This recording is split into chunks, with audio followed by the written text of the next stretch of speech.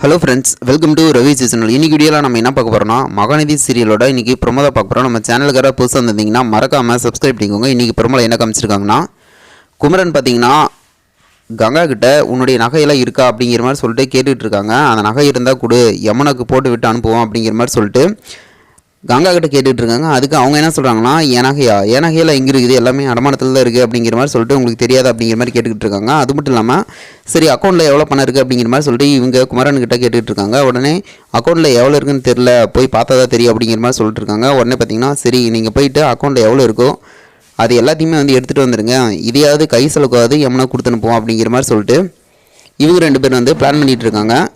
இதுக்கப்புறம் பார்த்தீங்கன்னா இவர் போய் பணம் எடுத்துகிட்டு வருவார் அப்படின்னு சொல்லிட்டு இவங்க வெயிட் பண்ணிகிட்டு இருப்பாங்க. இந்த டைமில் பார்த்தீங்கன்னா நிவின் பக்கத்தில் இருக்கார். அவர்கிட்ட போயிட்டு சரி ஓகே அப்படிங்கிற மாதிரி சொல்லிட்டு கங்கா கிட்ட சொல்லிட்டு கிளம்புற மாதிரி காமிச்சிருக்காங்க.